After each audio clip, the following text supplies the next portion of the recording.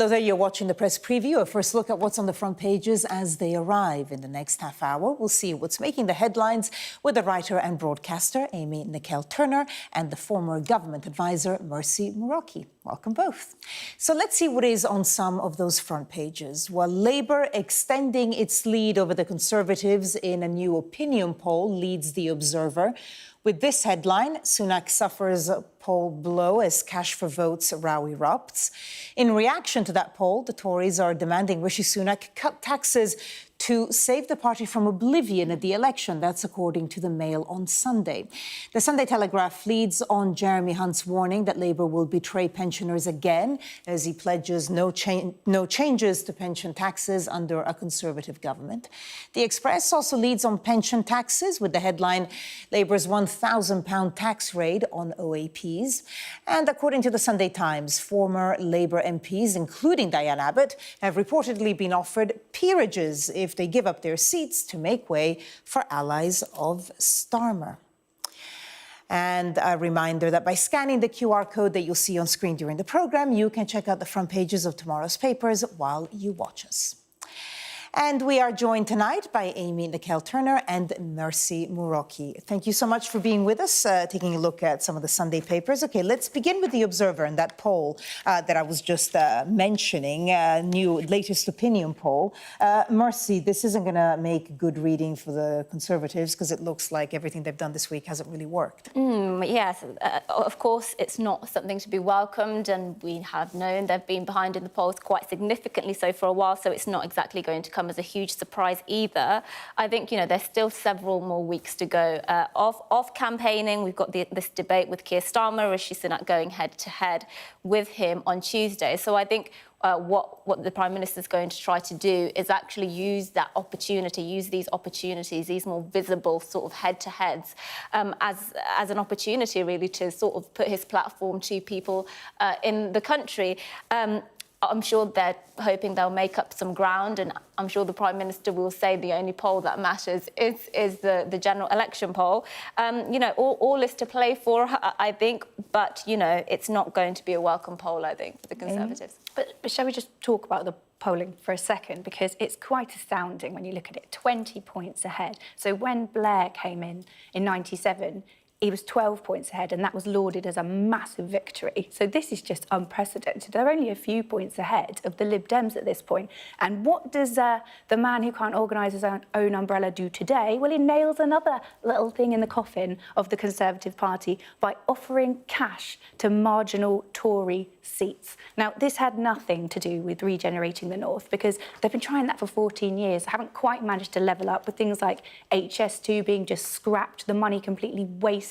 But he's promised a cash injection to marginal Tory seats. Let's just remind, what the pledge actually is. So £20 million to 30 towns across the country, and Labour have said that it's an unfunded It's very reminiscent of when Rishi stood up in, I think it was Tunbridge Wells, and said he was going to divert money from deprived areas, maybe Labour-run areas, into Tunbridge Wells. It's 17 of the £20 million pots went to towns in areas won by the Conservatives in 2019. It's not all of them. And look, if money is going to towns that need money, I'm not going to sit here and complain about that. And I don't think the people in those towns are going to complain about that. So I think, the headline is a bit sensationalist.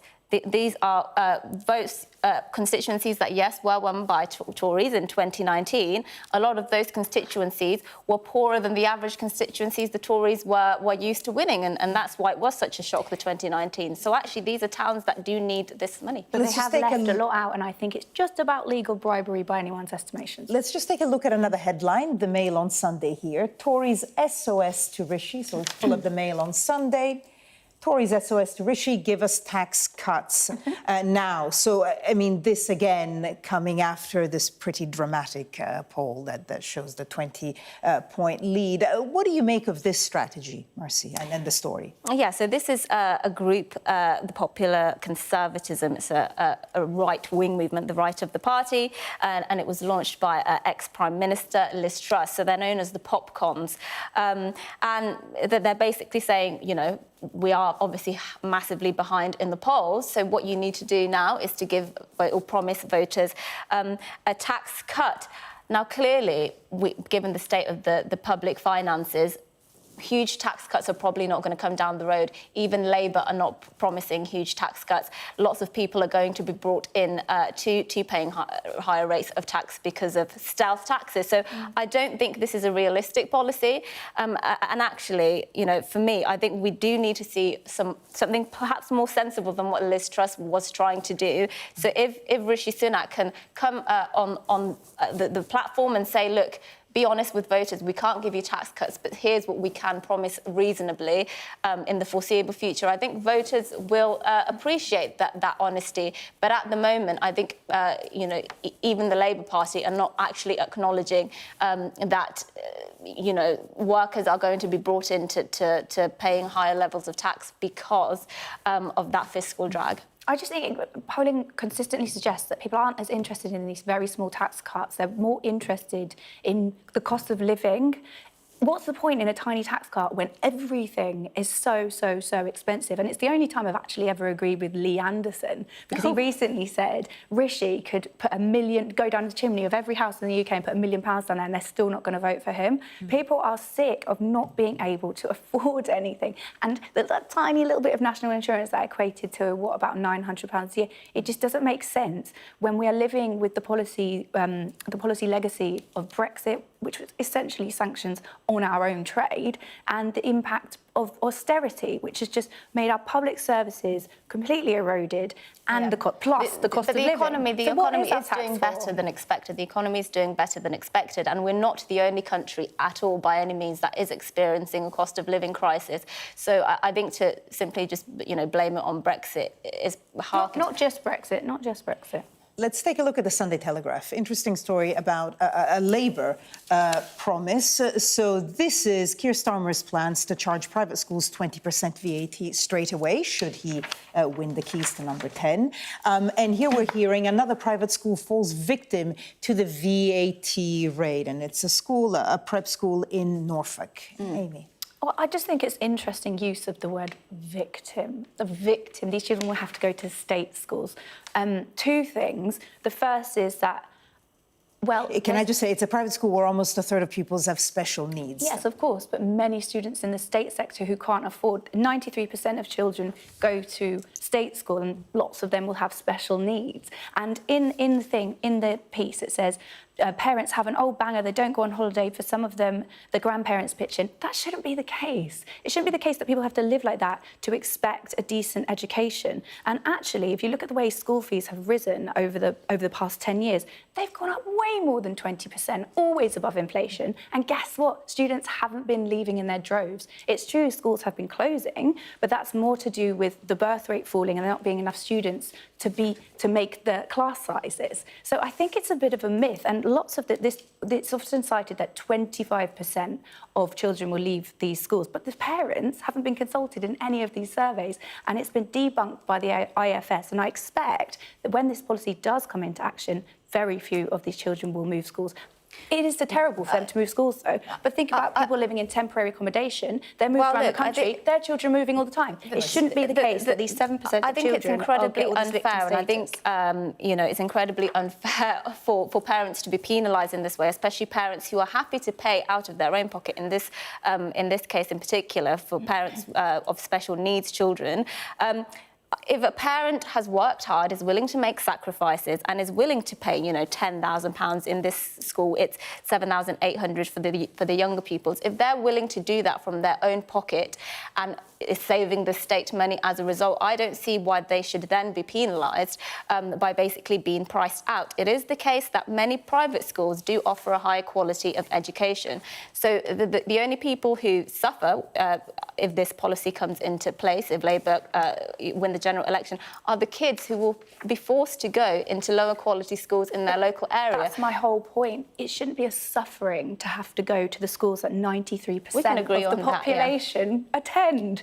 That should be a given, that children can expect a decent level of education. And a tax break for private schools just will never make sense. Let's finish. We don't have a lot of time for this, but let's just finish, on a key international story. Front page of The Observer, Netanyahu, US-Gaza deal is a non-starter. It's also front page of the Sunday Times. This is this deal, or, sort of proposal by Biden yesterday for some kind of peace, but already there have been two key players in the Israeli government that have said no to it. Mercy, what do you make of it? Yeah, so this deal that Biden had set out, it was a three-point deal, essentially. The first point was for a 6-week ceasefire. The second was for remaining hostages to be returned and for the reconstruction of Gaza. And Benjamin Netanyahu, who obviously relies heavily on the right of his party, some of them are saying, actually, if you accept this deal, we're not going to be happy. What they've said is basically we're not going to accept anything that calls for a permanent ceasefire, and that is the only terms they have. Amy, forgive me, we're going to have to go to the break, but we'll definitely discuss this in the next hour. Thank you both so much for now. Stay with us, though. Coming up, David Beckham's been named as a King's Foundation ambassador as he bonds with King Charles over jars of organic honey. That's according to the Mail on Sunday.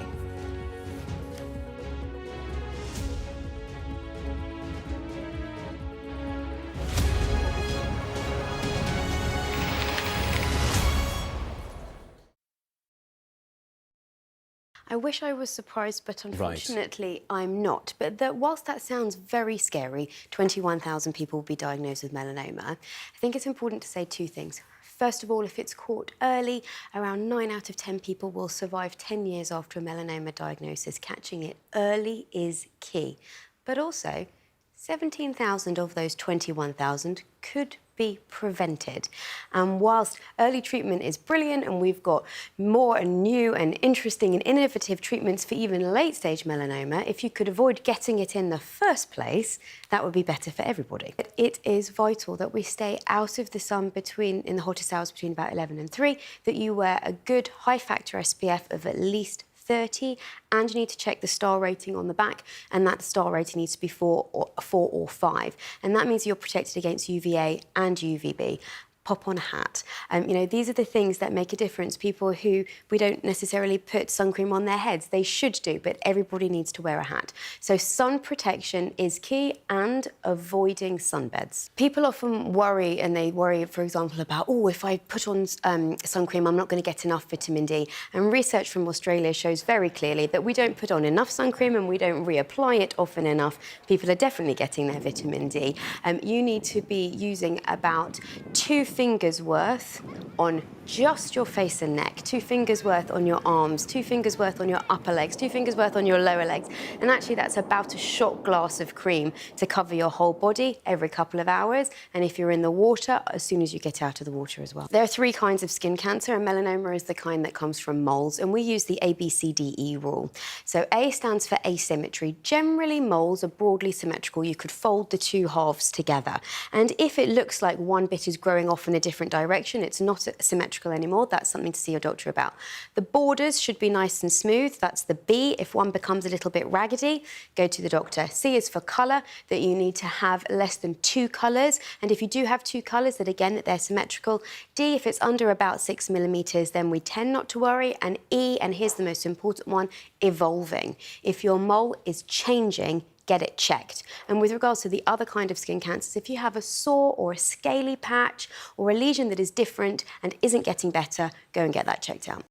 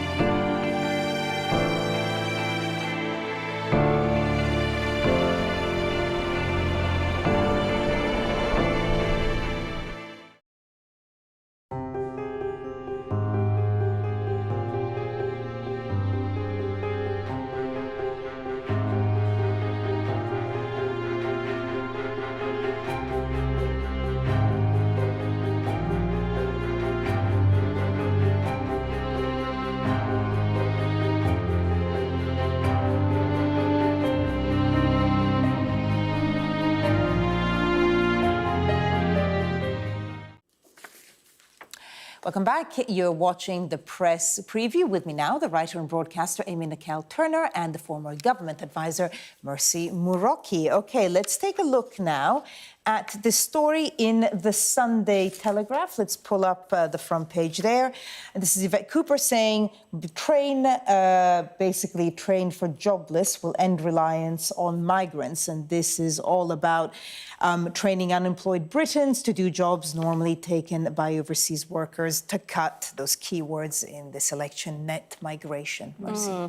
Yeah, so net migration running extremely high, so 672,000 in the year to June 2023, which says here it's almost 3 times the pre-Brexit average. Obviously, Labour have traditionally not had a fantastic record on immigration. They've often been accused of allowing too much immigration in the past. And they know immigration is a big issue for voters. It's a really big issue, especially if they want to win back some of those constituencies they lost. So this is what they're offering, training for people who aren't in employment. We have huge levels of unemployment in this country, and stopping really the incentives that there are at the moment for businesses to bring in migrant workers. My concern with this is that people have not wanted to do those jobs. You know, which can I just say which ones? So the roles would be care, construction, yes, and engineering. Yes, I can't really see how you can what kind of incentives they'd be able to bring in that would suddenly lead to people going to take these jobs when they don't currently do that. One of the reasons they don't currently do that in sectors like care, which is where my mum works, she works as a care assistant, they're very poorly paid, you know, and it's a very difficult job. And so, you know, I see the only incentive really being actually increasing the pay for these people. I'm quite passionate that, you know, the care sector in particular should see increases, but I just don't think training really is necessarily going to be the thing that incentivises. When I first saw this, I thought it was about medical workers, so training our own nurses, not taking doctors from red list countries that have a shortage of doctors themselves. I thought it was going to be to do with that. But when I look further into it, it's about care, construction and engineering. So I just feel like it's the Labour Party trying to say, look, we are doing something about this legal migration number, when actually I'm not sure, like Mercy says, what it's really going to do, because I think the problem particularly with the care sector is there's no career progression, they're not paid well. People are coming from overseas, they're bringing their families to live here in the UK, which I think surely that costs the state arguably a lot more than just paying a UK-based care worker twice the salary, which would be a great incentive, because I know there are plenty of people who want to work in care, but just would make more working in a cafe, is the reality. So the real incentive would be pay them properly. Yeah, I think we can agree on that. And obviously, you know, the Conservatives have been in power for a long time. I think, essentially, the country's not working very well at the moment, and we do need some bold, fresh ideas. So what I would, when we do get to these leadership debates we're going to have on Tuesday between Sir Keir Starmer and Rishi Sunak, I hope that they can actually come to the country and say, we're going to stop tinkering around the edges, and we're actually going to offer some bold ideas, especially when it comes to sectors that we really do need but are underpaid. Yeah, so a bold idea would just be to say this is legal migration and these people are here doing jobs that are very important. The end. Get so upset We'll about see what this comes out of that debate. We have 1 minute to look at a nice, you know, a sort of feel-good story, possibly. Front page of the Mail. Beckham's top ambassador role from King. So, Amy, what's this about, beyond the fact that they bond over honey? I think this is about David Beckham doing more sucking up to the royal family, because it's what he's very, very good at. Yet he's yet to get a knighthood. He's not Sir David Beckham. He queued for 4 days or whatever, wasn't that long, but, you know, roughly that long, to see the Queen after she died. Do you remember that? When he stood in the queue with everyone? And he didn't get a knighthood, so he's just been given an ambassador role. Only a few seconds. I think it's very unjust, actually, that he doesn't have a knighthood when so many other lesser sports people have knighthoods. So, yeah, I hope he does get one. He might get one now because of the honey. Well, we'll see. Amy Nicole-Turner and Mercy Muroki, thank you so much. We'll see you again in the next hour. And that is it. Coming up next on Sky News, we'll have all the latest on the election campaign, with both main parties taking to the road in battle buses. Stay with us.